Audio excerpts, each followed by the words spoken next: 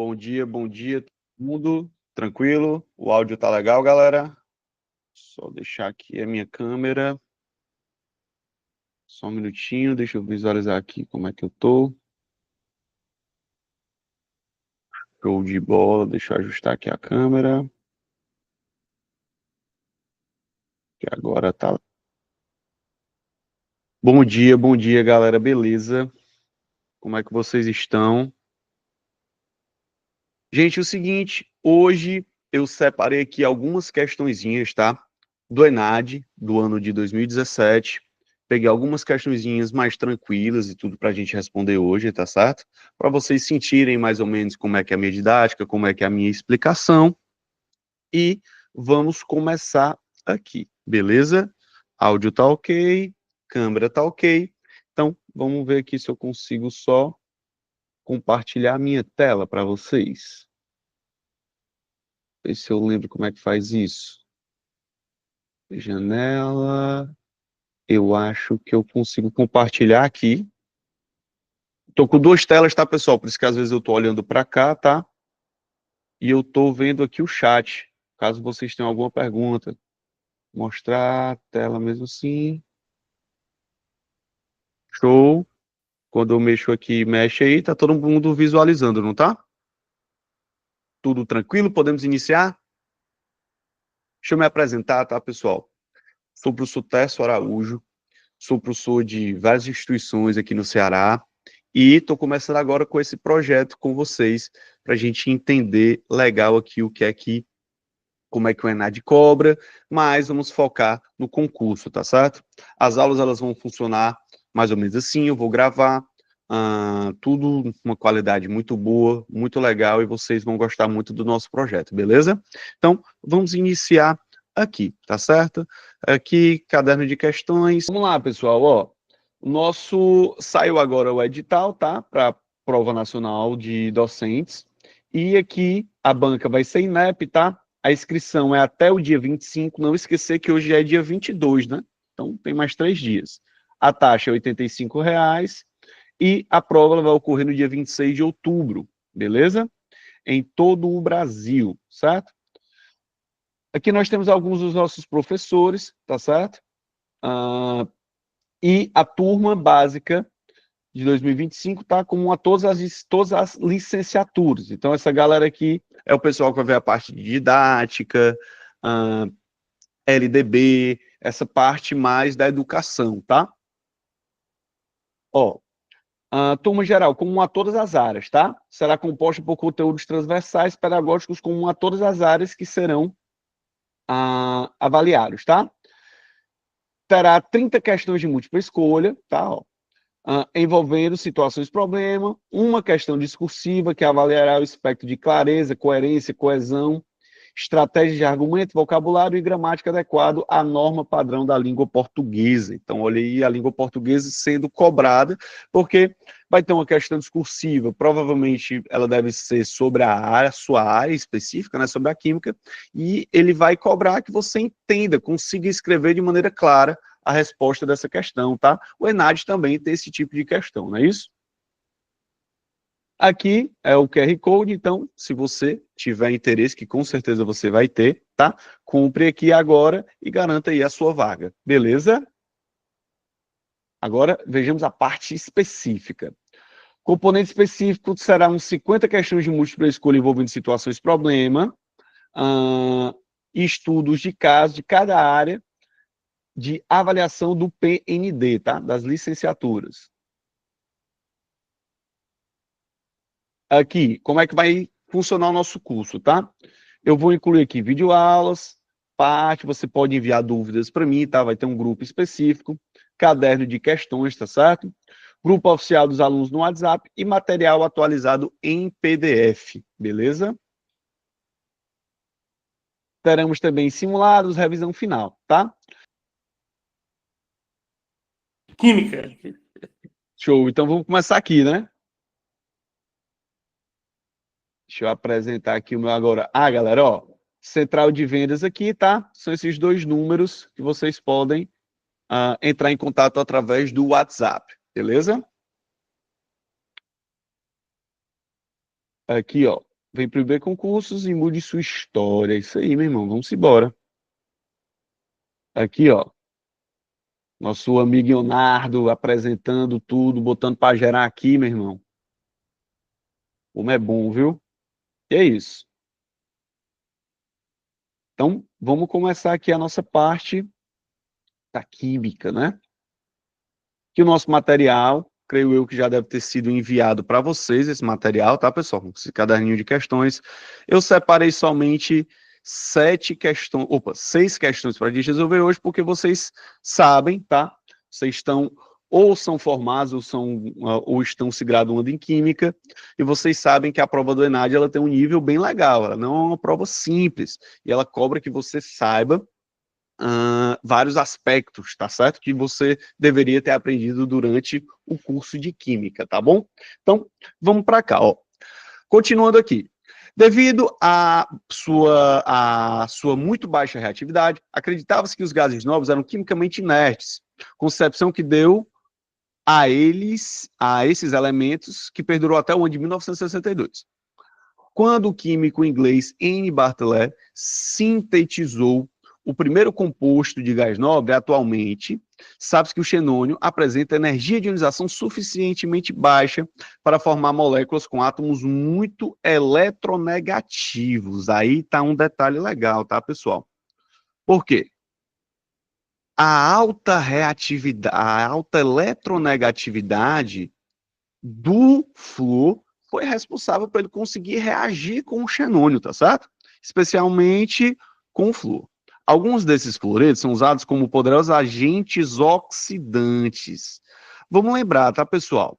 Agente oxidante é quem sofre oxidação ou quem sofre redução? Coloquem no chat para ver se vocês estão afiados. Agente oxidante é quem sofre oxidação ou quem sofre redução?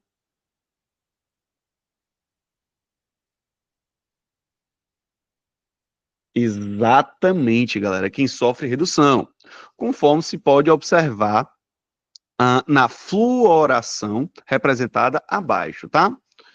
Nosso livrozinho aqui, Piteratics, né, ó, que tem essa reação, clássico aí da química, inclusive tem um ali em cima, ó, vocês conseguem ver que tem um Piteratics, inclusive de química inorgânica, tá aqui também, ó.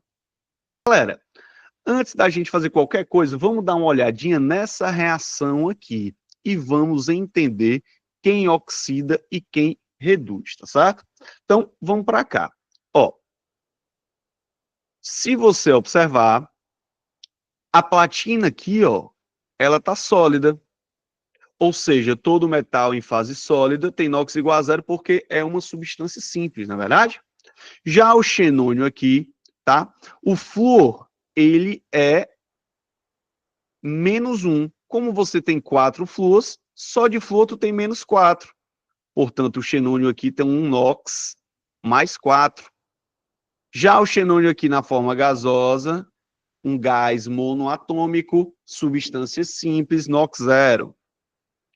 Já a platina aqui, ó, ela passou a ter um NOx mais 4, porque de flúor nós temos -4, então a platina é mais 4.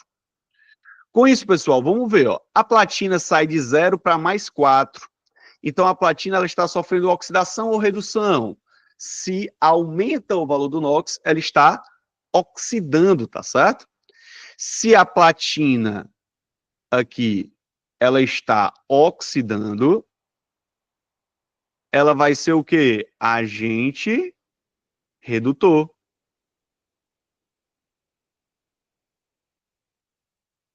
Já o tetrafluoreto de xenônio, que é o XeF4, esse cara aqui, se a platina oxida, ele reduz. Se ele reduz, ele vai ser o agente oxidante.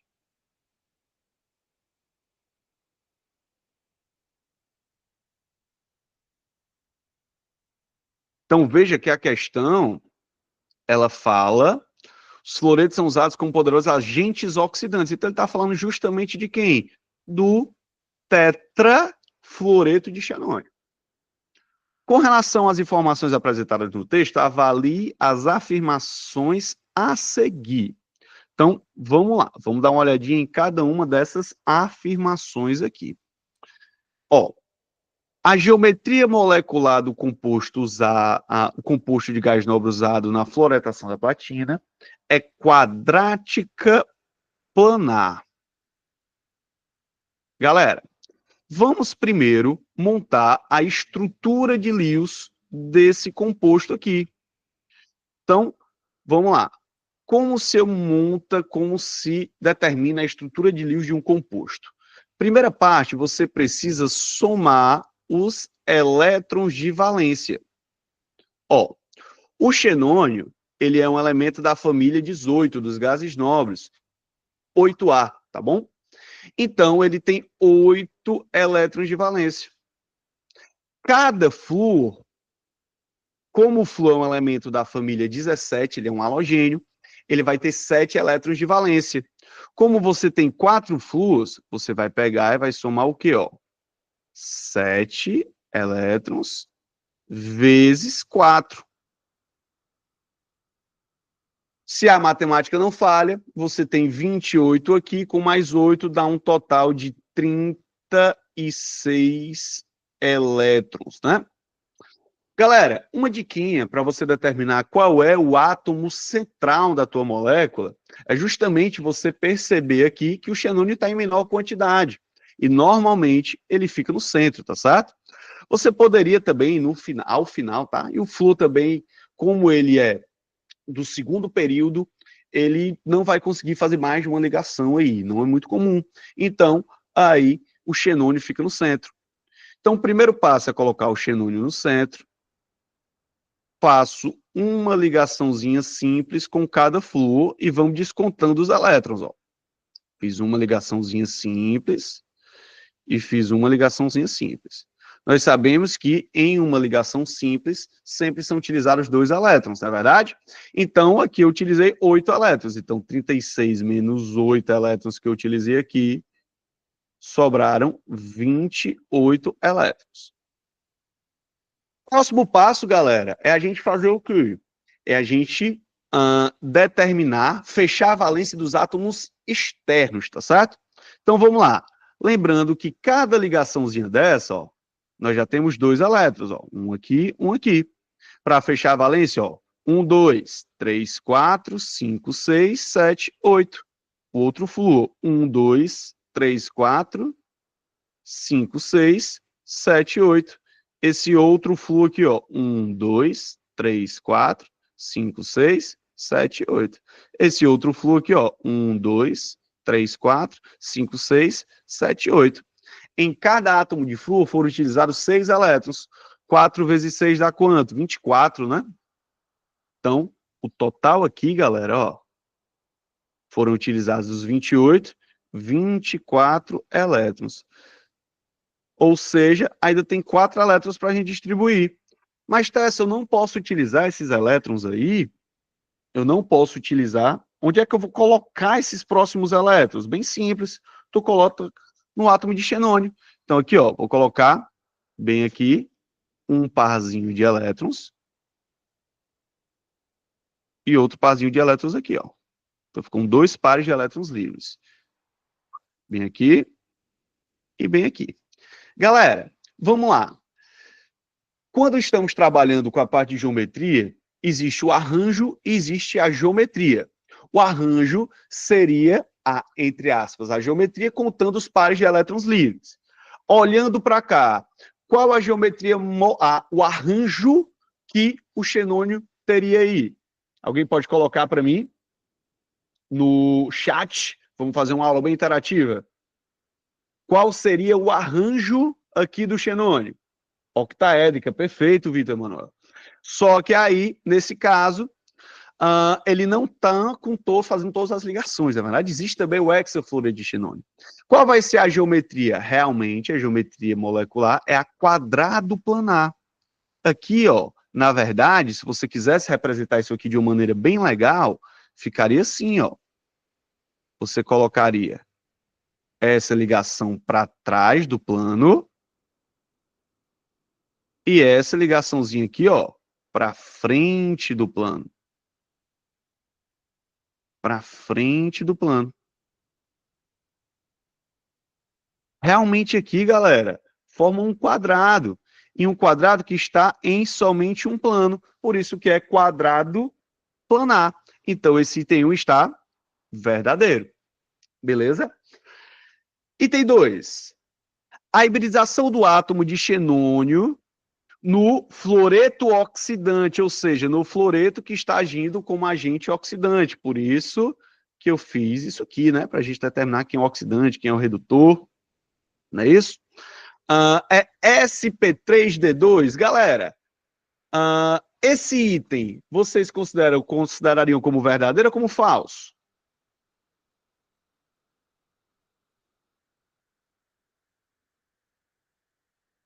Quem é que coloca aí no chat para mim? Verdadeiro ou falso?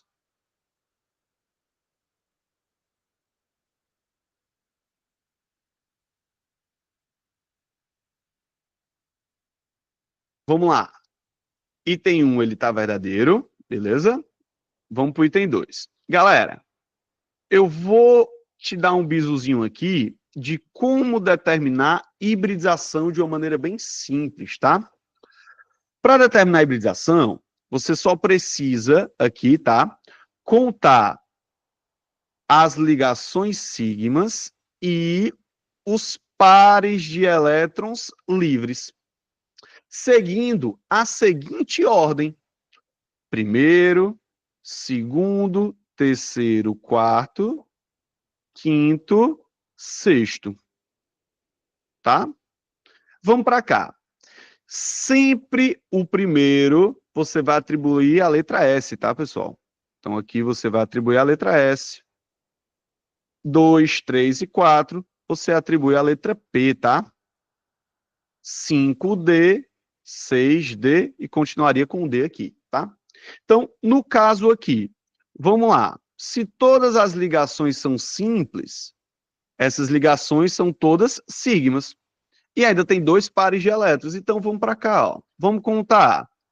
S, P1, P2, P3, D1, D2.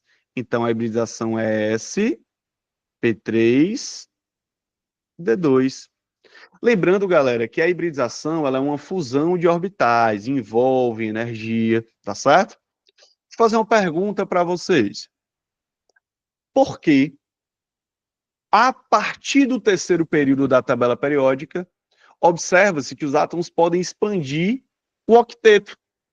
E uma pergunta que eu te faço, por quê? Por que que a partir do terceiro período é possível se expandir o octeto? Se alguém quiser ligar o microfone e explicar.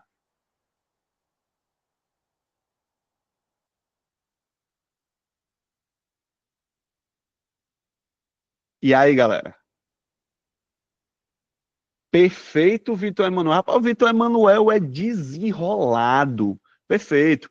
A partir do terceiro período, galera, surgem orbitais D, que podem receber elétrons promovidos dos orbitais S e P. Por isso que eles expandem o octeto, tá certo? Não é comum ver elementos do segundo período expandindo o octeto. A partir do terceiro é que isso acontece. Perfeito, Vitor Emanuel. Vamos lá. A molécula oxidante usada na fluoretação da platina é apolar. Gente, essa molequinha aqui, ela vai ser polar ou vai ser apolar? Galera, se você fizer o somatório vetorial, ó, esse vetor vai se cancelar com esse, ó. Lembrando que os vetores são sempre formados no sentido do átomo mais eletronegativo. Aqui, ó, esse vetor, ele vai ser cancelado com esse.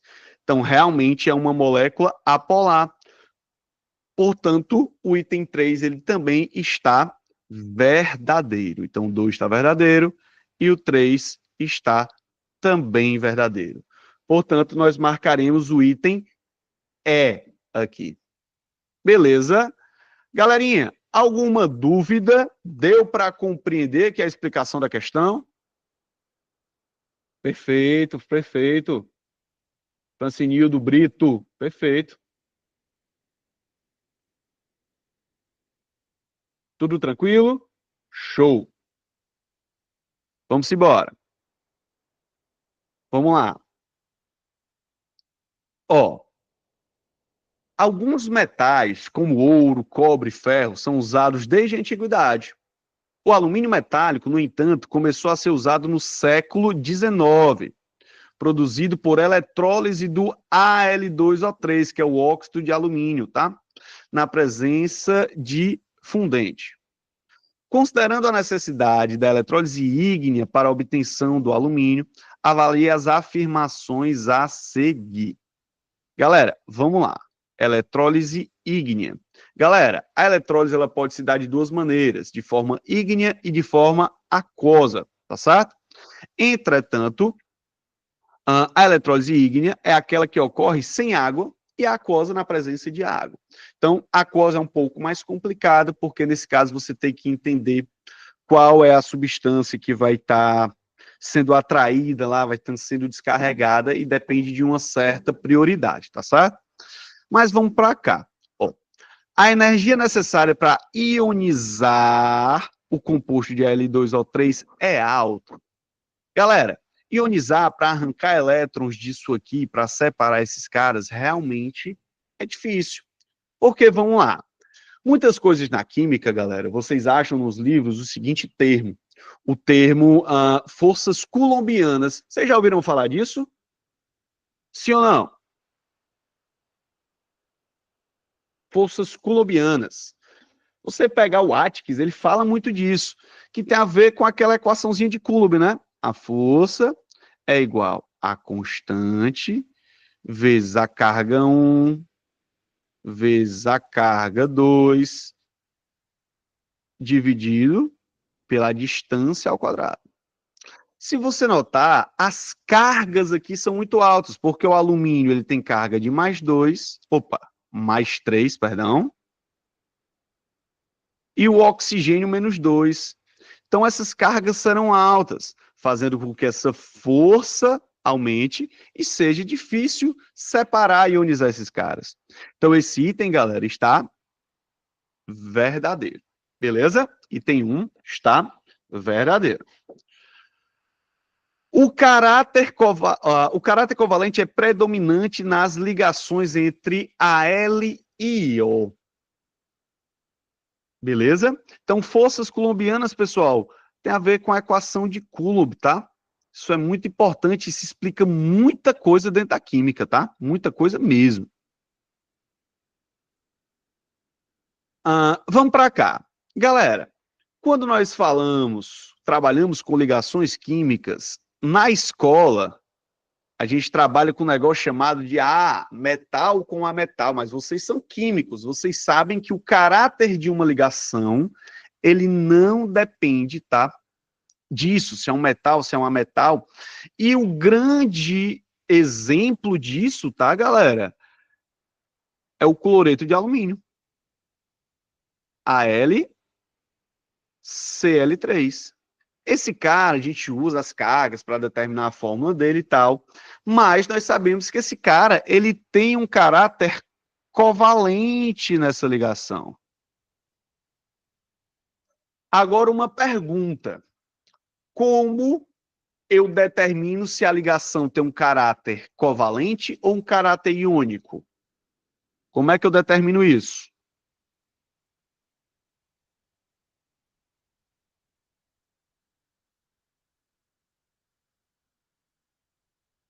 Vamos colocar assim, iônico, covalente.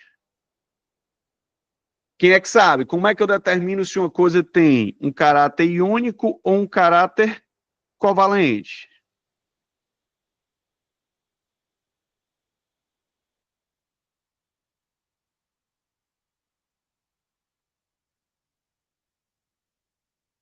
Perfeito, Vitor Emanuel. Rapaz, o Vitor Emanuel, ele é o cara, viu, meu irmão? Ele tá afiado. Se você pegar as diferenças de eletronegatividade, a maior eletronegatividade menos a menor eletronegatividade, se essa diferença ela der maior que 1,7, esse cara tem um caráter o quê? Iônico. Agora, se essa diferença der menor igual a 1,7, opa, aqui não é igual, tá? Aqui é o igual. Maior ou igual a 1,7, aqui é menor do que 1,7. Então, nesse caso, ela vai ter um caráter covalente. A questão está dizendo que o caráter dessa ligação é covalente. Nós estamos trabalhando com oxigênio e alumínio. O oxigênio, ele tem uma maior eletronegatividade, que é 3,44, menos a eletronegatividade do alumínio, que, salvo engano, é 1,61. Deixa eu só confirmar, tá, pessoal? Eletronegatividade do alumínio. Não lembro de cabeça, é 1,61 mesmo. Então, ó, se você pegar essa diferença aqui, vai dar quanto? 3,44 menos 1,61 vai dar 1,83. 1,83. Maior do que 1,7. Então, ele não tem um caráter covalente, pessoal. Esse composto tem um caráter iônico entre as suas ligações. Então, perfeito. Falso, né, esse item? As cargas dos íons são elevadas, o que aumenta a atração entre os átomos. Acabamos de falar isso, pessoal. Forças colombianas. Exatamente, como as cargas são altas, esses caras estão mais atraídos uns pelos outros, tá? Ó. Então, esse item 3 também está verdadeiro. A explicação do item 1 foi confirmada no item 3, né, pessoal? Podia explicar o item 1 através do item 3. Então, aqui, realmente, 1 e 3 estão verdadeiros. Resposta, letra C de casa. Tranquilo, pessoal? Tudo de boa? Tudo nos trinks? Tudo maravilhoso? Show de bola? Vamos embora, vamos embora. Tá todo mundo entendendo, rapaz? Estão gostando aqui da explicação? Tá tudo de boa? Nível tá legal? Vitor Emanuel aí botando pra gerar, viu, meu irmão? O cara explica mesmo, o cara sabe. É o homem. Vamos embora. Ó, uma professora propôs como desafio a identificação de 5 soluções aquosas desconhecidas, de concentração igual a 2 gramas por litro. A professora informou 5 possíveis solutos, CaCl2, aqui o acetato de potássio, aqui o ácido tartárico, né? Aqui o hidróxido de bário e o carbonato de sódio. Aí vamos para cá. Para fazer a identificação, os alunos receberam o pHmetro em um bico de Bunsen de fio de níquel cuja chama era azul. Os valores de pH das 5 soluções registradas na tabela a seguir. Com base nessas informações, concluiu que as soluções 1, 2, 3, 4 e 5 contêm respectivamente. Vamos lá, galera. Ó. Gente, aqui ele fez 2 coisas. Ele trabalhou com o teste de achama e com o pH de uma solução, tá certo? A gente não vai trabalhar muito aqui com... vamos trabalhar muito com a chama, tá certo? Que eu preciso que vocês lembrem um pouquinho as cores das chamas, beleza? Vamos para cá. Galera, ó. Primeira coisa, a solução 1, ela tem um pH 12. Se o pH 12, ela já tem que ser uma base, beleza? Tem que ter um caráter básico, né? Ou ser uma base ou ter o caráter básico. E tem a chama amarela. Gente, esse aqui era o que você não podia errar. Porque presta atenção. Essa é a chama mais clara e mais fácil de lembrar. Porque, veja, quando você está fazendo arroz na sua casa e você derrama um pouco da água do arroz lá no fogão, qual é a cor que fica a chama lá do fogão? Coloca aí para mim. Coloca no chat. Amarela. Claro, porque tu está cozinhando com NaCl. Tem sal na tua comida. E o que deixa a chama amarela é a presença desse íon de sódio, tá, pessoal? Esse cara aqui, ele vai fazer com que a cor fique amarela. Gente, isso aí é explicado através de quê? Através lá da teoria de Bohr, do salto quântico, não é verdade? Sal de cozinha, que é o que vai deixar amarelo, e justamente a presença do sódio. Então, vamos para cá. Tem que ter qual desses cátions aqui tem sódio? Qual desses caras tem sódio? Ora, o Na2CO3. E veja que o carbonato de sódio, ele é um sal de caráter básico, porque ele vem do NaOH, que é uma base forte, e vem do ácido carbônico, que é o H2CO3, que é um ácido fraco. Portanto, esse cara ele tem caráter básico, realmente um pH 12. Então, com certeza, o 1 aqui é o Na2CO3. Beleza. Aí vamos para cá. Já aqui, ó, não tem como errar. Porque, veja, esse cara aqui tem um pH 5, ou seja, um pH ácido. Das substâncias listadas aqui, só tem uma que é ácida, que é justamente esse cara aqui, ó. Então, aqui nós temos o ácido tartárico, né? Ó. O HO2CCO2H. Veja, galera, que a chama permanece azul, porque nesse caso, esses compostos não, quando excitados, eles não irão emitir, tá, uma coloração em uma cor específica, beleza? Então, aqui já dava para matar que o segundo era esse ácidozinho aqui. Terceiro aqui tem um pH 10, ou seja, tem que ser algo básico, tá? Como o resto aí vai ser tudo básico. E a cor verde, galera, qual substância, qual cara emite uma coloração verde quando excitado? Vocês fizeram o teste na chama na faculdade, tá, pessoal? O cara que emite a coloraçãozinha verde é o bário. Sais de bário ou hidróxido de bário, tá?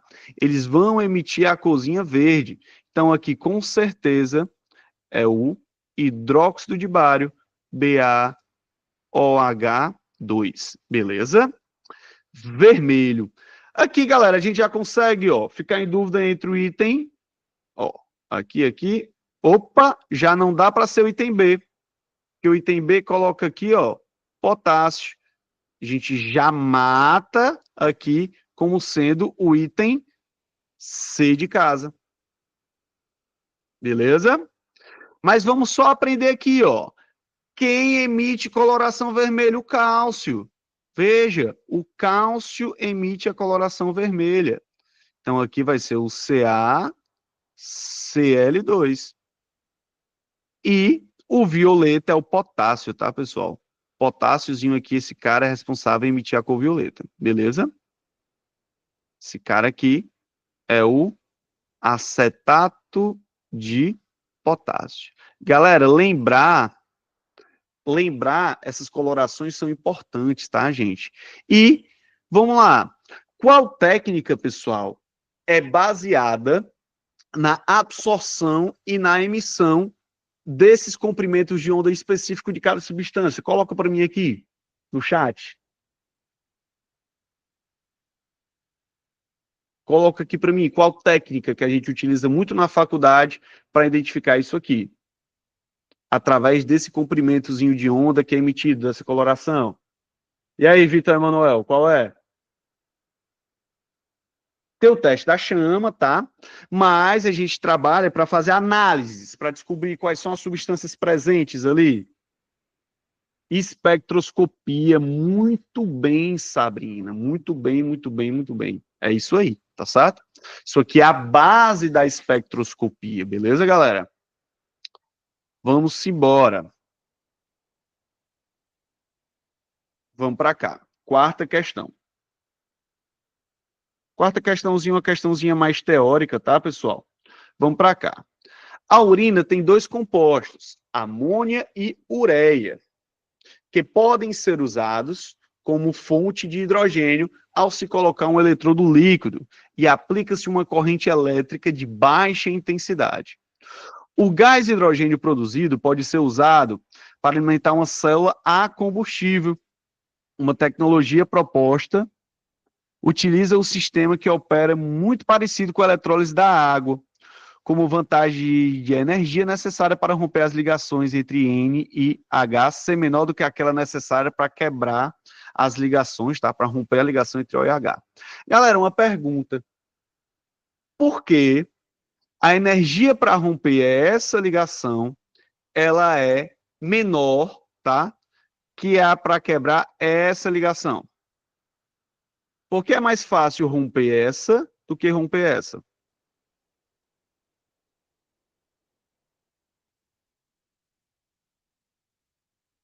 E aí?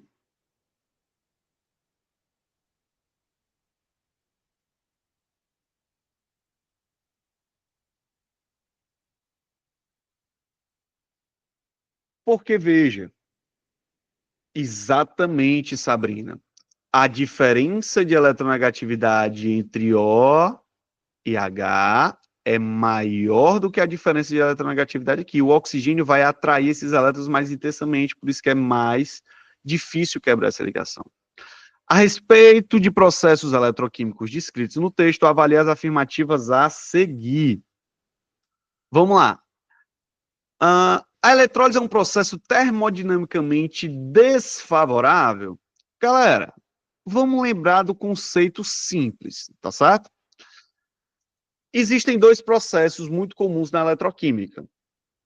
O processo que ocorre na pilha e o processo que ocorre na eletrólise. A pilha é um processo espontâneo, tá certo? É um processo espontâneo, ou seja, termodinamicamente favorável. E nesse processo se transforma energia química em energia elétrica, através de reações de óxido-redução. Beleza? Já a eletrólise é o contrário do processo que ocorre numa pilha. Na eletrólise, galera, através de uma corrente elétrica, você gera reações de óxido-redução. E esse processo é não espontâneo, tá certo? Francinildo, não tem a ver com a ligação de hidrogênio, tá? Não tem a ver com a ligação de hidrogênio. Tem a ver realmente com a diferença, porque ele está falando na questão a romper a ligação entre OH. Ligação de hidrogênio é uma ligação intermolecular, beleza? E nesse caso ele está falando das ligações entre os átomos. Aí vamos lá. A eletrólise, pessoal, ela vai ser termodinamicamente desfavorável pelo simples fato dela não ser espontânea. Eu precisar fornecer energia para que esse processo ocorra, tá, pessoal? Portanto, galera, esse item 1 aqui, ele está verdadeiro. Item 1, ele está bem verdadeiro, beleza? Aí vamos lá. Na eletrólise que envolve a conversão de energia química em energia elétrica, falso. A eletrólise envolve a transformação de energia elétrica em energia química. Tá errado isso aqui, ó. Completamente equivocado. Isso aqui que ele descreveu, na verdade, não foi uma eletrólise. Foi um processo que ocorre em uma pilha, tá, pessoal? Então, esse item está falso.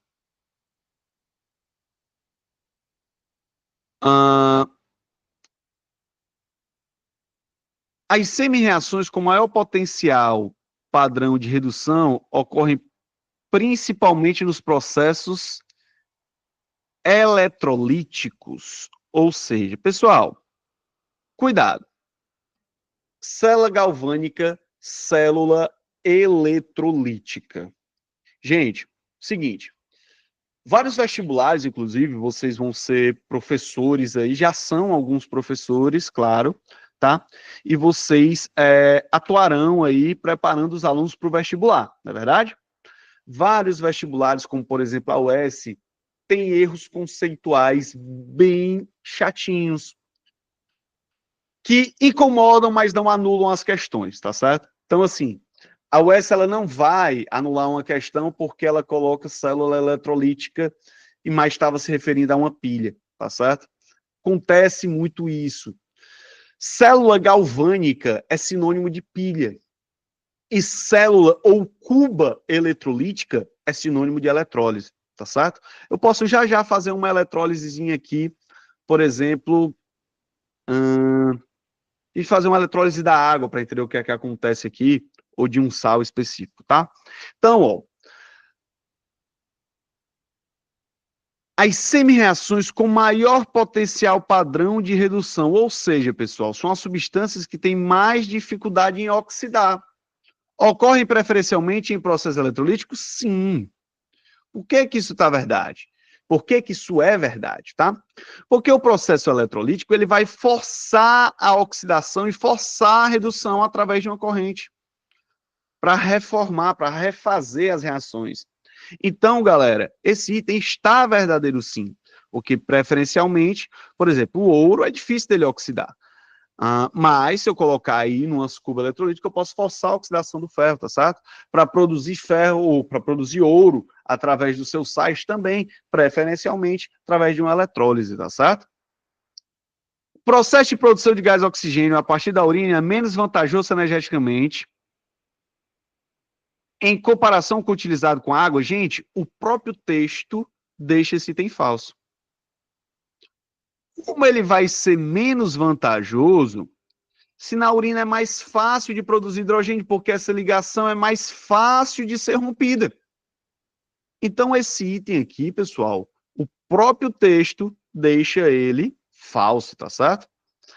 Vamos lembrar aqui, por exemplo, quando eu vou fazer a eletrólise do NaCl, aqui eu vou formar o Na+, mais o Cl-, né?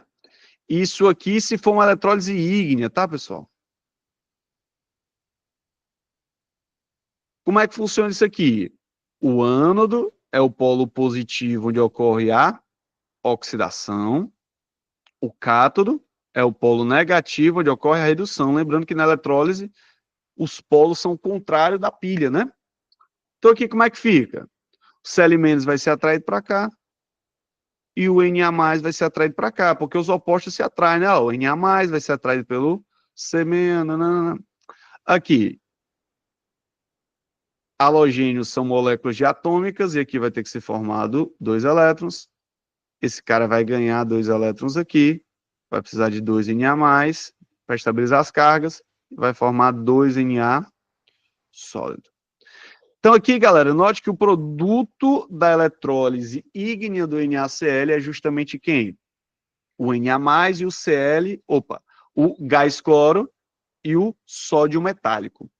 Pergunta, que essa pergunta é muito comum na nossa cadeira de química analítica, química inorgânica, perdão. Porque para se produzir os metais da família 1, tá certo? É necessário se fazer eletrólise ígnea e não eletrólise aquosa. Essa resposta está num livro chamado J. Dely. Por quê? Para se produzir os metais da família 1, é necessário se fazer eletrólise ígnea e nunca aquosa. Por que isso acontece?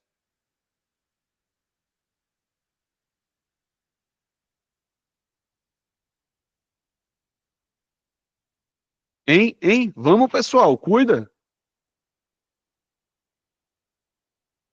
Vitor, vou expandir os teus horizontes. Não tem a ver com a prioridade. Isso tem a ver com uma propriedade chamada energia de ionização. A gente pode explicar por todas as propriedades periódicas, na verdade. Os metais da família 1, eles são muito reativos porque ele tem um baixo potencial de ionização. Isso faz com que eles percam elétrons muito fácil. E devido a isso, eles reagem com a água produzindo hidróxidos. Se eu quero produzir um metal na sua fase sólida, na sua forma sólida aqui, eu não posso fazer aquosa, porque a família 1 é chamada de metais alcalinos, ou seja, em contato com a água, eles irão produzir hidróxidos, bases.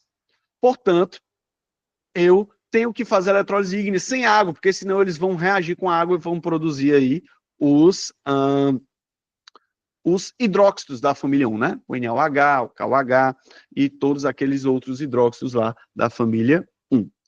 Na eletrólise aquosa, tem uma prioridade no cátion e uma prioridade no ânion, né? Quem é que tem menor prioridade? Menor prioridade aqui é a família 1, família 2, o alumínio, depois o H+, depois o resto, né? No ânion, quem é que tem menor prioridade? Qualquer ânion oxigenado, depois fluoreto, depois OH-, depois o resto, né? Por exemplo, se você dissolve... Francinho, toma um banho não. Rapaz, e quando eles tentam tomar banho, meu irmão, o negócio é foda, eles explodem, né, meu irmão? Parada explode. Eles são explosivos, tá, pessoal? Quando entram em contato com água, inclusive eu, quando estava na graduação, eu era um menino mal ouvido, sabe? E eu não sei se eu posso contar isso, porque está sendo gravado, né, pessoal?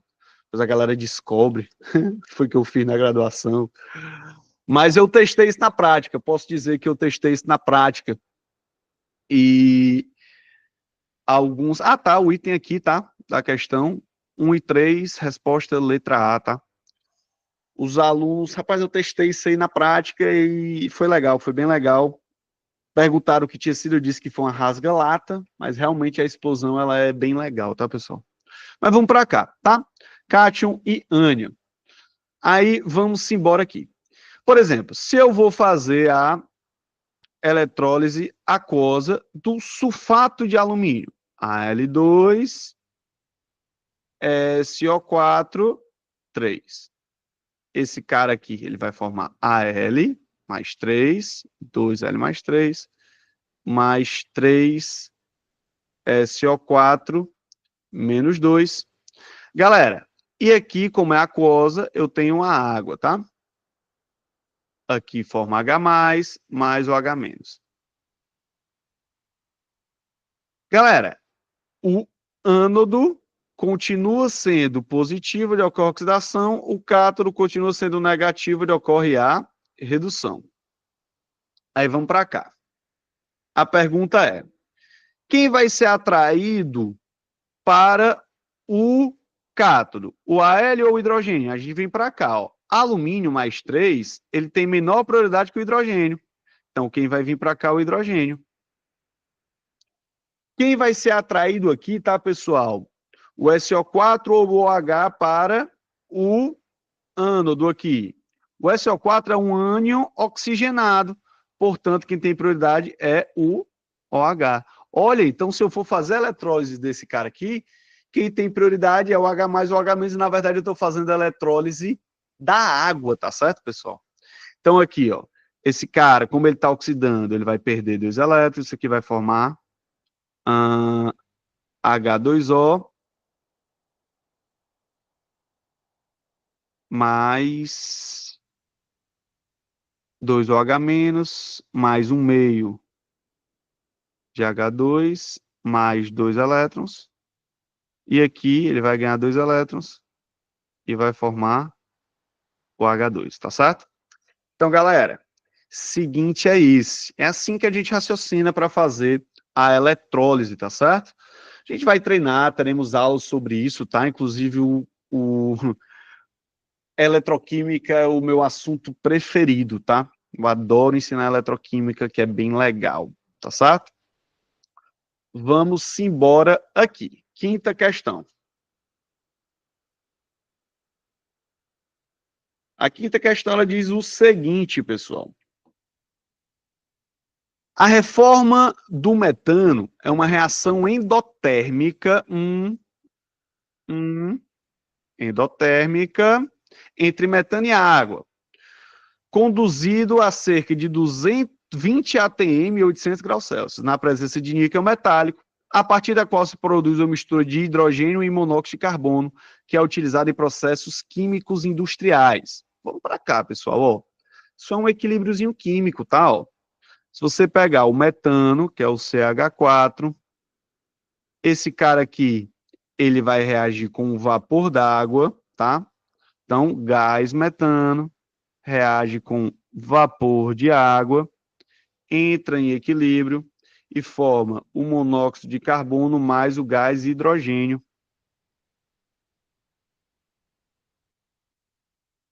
Balanceando isso aqui, eu preciso colocar um 2 aqui na frente, não é isso?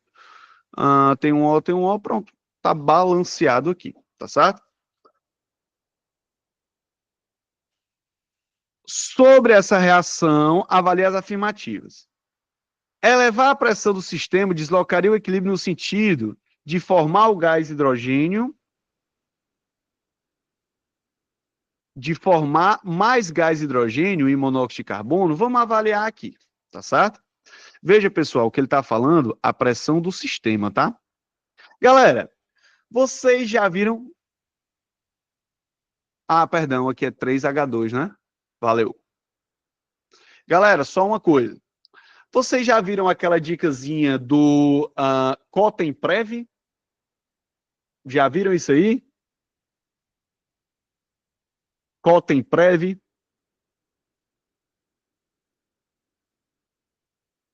Bisuzinho, né, pessoal? Bisus são o que deixam a nossa química legal, tá? Co, tem,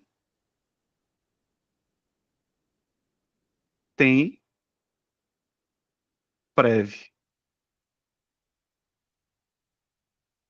Gente, o que é o Cotemprev? Quando você aumentar a concentração de algo, você desloca o equilíbrio para o lado oposto. Quando você aumentar a temperatura, você desloca para o lado endotérmico. Quando você aumentar a pressão, aí você vai deslocar para o lado de menor volume. Cotemprev. Lembrando que se ele disse que essa reação é endotérmica, significa que a formação desse cara aqui, né, do CO e do H2 é endotérmica e o processo inverso é exotérmico. Então, ó, não esqueça disso, ó. Cotemprev, quando eu aumento a concentração, desloco para o lado oposto.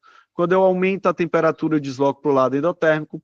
E quando eu aumento a pressão, desloco para o lado de menor volume, tá? Então, aqui, ó, elevar a pressão deslocaria o equilíbrio no sentido de formar mais gás hidrogênio. Pessoal, veja, se eu aumento a pressão, eu desloco para o lado de menor volume. Como todo mundo é gasoso, desse lado, ó, tu tem 2 volumes de gás. E desse lado aqui você tem 4 volumes de gás. Então, deslocaria para cá, ó. Eu não formaria mais hidrogênio. Eu formaria mais água e vapor d'água e metano. Então, esse item ele está falso. Vamos para cá.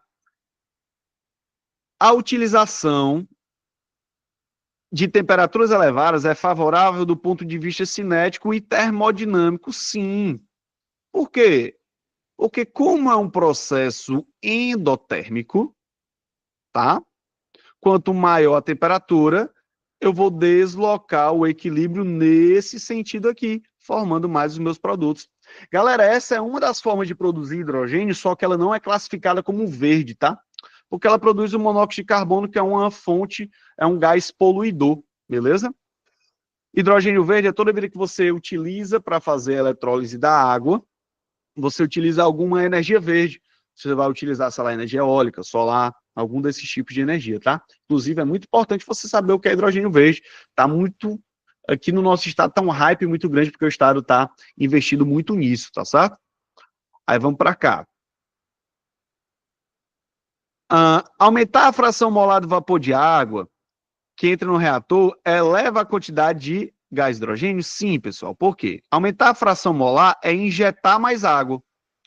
Se eu aumento a quantidade de água, eu desloco para o lado oposto. Então, esse item 3, ele está ele está verdadeiro.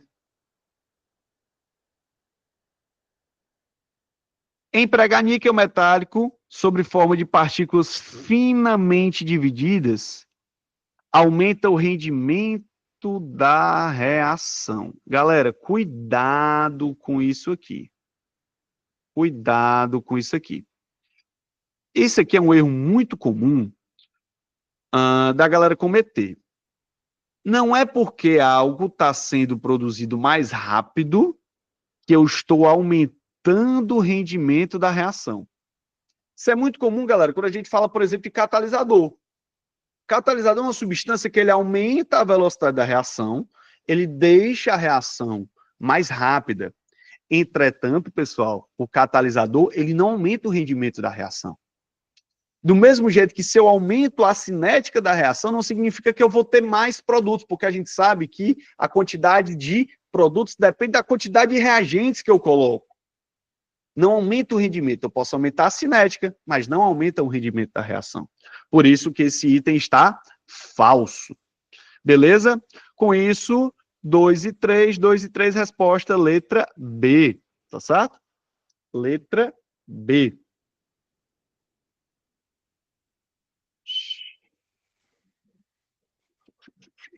Vamos lá? Ó, uma equação representativa no processo de formação de O3 é 3O2 formando 2O3. Às altas altitudes, a radiação ultravioleta é intensa, porém a concentração de O2 é baixa para produzir muito oxigênio atômico. Às baixas altitudes, a concentração de O2 é alta, porém a radiação UV é reduzida. Uma altitude intermediária, a produção de O3 é máxima. Na presença de compostos clorados na atmosfera de origem cloro atômico, tá? Que na verdade ele é o radical cloro, tá, pessoal? Que catalisa a decomposição do ozônio por meio das seguintes equações. Sobre os processos de formação e decomposição do gás ozônio, avalie as afirmativas a seguir. Galera, só uma coisa. Ó, primeira coisa, a decomposição do ozônio. Então, o que é que está acontecendo aqui? Esse cara passa por duas etapas. A primeira etapa, pessoal, a decomposição através do cloro, tá? O radical de cloro, oriundo dos CFCs, reage com o ozônio e vai produzir o CLO radical mais o O2. Só que esse CLO radical, ele reage com outro O3, formando o cloro radical mais 2O2.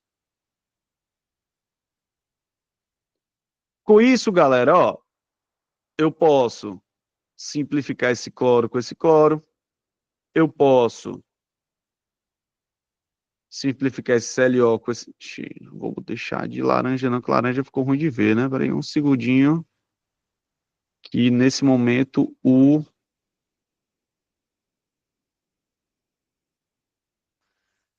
azul, pronto. Esse cara vai embora com esse cara. Então, realmente, nós chegamos aqui na seguinte reação. 2O3 formando 3O2. Agora eu tenho uma pergunta para você aí de casa. Qual a função do radical de cloro e qual a função do CLO radical? Claudiana, você tá aí, não falou nada ainda. Cadê a galera aqui? Deixa eu ver. Os participantes. Temos 24 participantes, meu irmão. Claudiana, Edilton, Eliane. Vitor Emanuel, você tem que deixar a galera participar, rapaz. Só você tá participando. Suzane, Sabrina. A Sabrina participou também da aula. Perfeito. Ó, galera, essa reação, ela é catalisada, tá? Pelo cloro. E o CLO radical aqui, ele vai ser o nosso intermediário. Ixi, escrevi ele duas vezes aqui. Intermediário. Como é que eu identifico isso? se eu tiver o mecanismo. Lembrando, tá, pessoal? Esse cara aqui, ele vem justamente dos CFCs. E aqui está um grande problema. Porque como esse cara aqui, ele veio dos CFCs e ele é um catalisador, nós sabemos que catalisador não é consumido. Por isso que o buraco da camada de ozônio, ele diminui, mas não acaba. Porque esse radical de cloro aí, que foi lançado lá na década de 60, ele ainda está quebrando lá moléculas de ozônio, catalisando a quebra das moléculas de ozônio lá na estratosfera. Por isso, pessoal, que é um problema seríssimo. Como a gente deixou de emitir, diminuiu porque chega a um certo momento, nós sabemos desses mecanismos aí, que eles vão se encontrar e vão se estabilizar, aí, mas isso demora, ele vai quebrar várias moléculas de ozônio até ele se estabilizar. Então, quando uma coisa, pessoal, é reagente primeiro e produto depois, ela é um catalisador. Agora, se ela for produto primeiro e reagente depois, ela vai ser intermediária, tá certo? Então vamos lá. Ó, o cloro atômico altera a variação da entalpia do sistema. Pessoal, esse item está falso. Catalisador não altera rendimento. Catalisador não altera variação da entalpia. O catalisador altera a energia de ativação somente, tá certo? Ele, cuidado. Dizer que o catalisador reduz a energia de ativação também não é certo. A gente tem que usar as palavras corretas para expressar isso. O catalisador modifica o mecanismo, cria um novo mecanismo com menor energia de ativação, por isso que ele deixa a reação mais rápida, tá certo? Então esse item está falso. A variação da entalpia da formação do ozônio é diferente de zero. É diferente de zero porque o ozônio não é o estado alotrópico mais simples do oxigênio. Se fosse do O2, a gente consideraria o ΔH, tá? Entalpia padrão zero. Mas como é o ozônio que é o O3, esse ΔH aqui ele é diferente de zero, porque não é o estado alotrópico mais simples do oxigênio, tá? Então esse item está verdadeiro, realmente é diferente de zero. A decomposição do ozônio é acompanhada do decréscimo da entropia. Vamos olhar. 2O3 formando 3O2. Gente, tu tá saindo de 2 mols gasosos para 3, ou seja, eu estou aumentando a quantidade de gás, tá? Proporcional aqui, e consequentemente eu estou aumentando a variação da entropia, e não diminuindo, que ele está dizendo aqui que é um decréscimo. Então esse item aqui está falso. Portanto, o item correto é o item B de bola, tá, pessoal? B de bola. Com isso, nós terminamos aqui nossa aula. Rapaz, Leonardo, eu nunca tinha sido tão preciso numa aula, meu irmão. Acabamos exatamente aqui às 9h59. Galera, gostaram da aula? Deu para entender de boa? Gostaram da explicação? Tudo tranquilo? Valeu, Vitor. Você aí também se garante, viu? Sabrina também aí. Francinildo também participando, botando para gerar. Galera, eu gosto muito de fazer essas aulas perguntando. Então, de vez em quando a gente marca uma livezinha, alguma coisa, para a gente ir trocando essa ideia, tá? Espero que vocês tenham entendido. E vamos embora. Até a próxima, viu? Vai ter. E as aulas gravadas são muito boas, galera. Galera, se vocês quiserem dar uma olhadinha no meu trabalho, tá? Tem o meu canal no YouTube. Eu vou colocar aqui no chat um link para vocês. Ah, não, acessem meu Instagram, que lá vocês veem tudo, ó. @prof.terçoaraújo. Vão lá e no Linktree tem acesso ao meu canal, tá? No YouTube. Arrocha lá e vamos embora. Espero encontrar vocês aí, viu, galera? Valeu, valeu. Forte abraço. Leonardo, vai falar alguma coisa, meu amigo?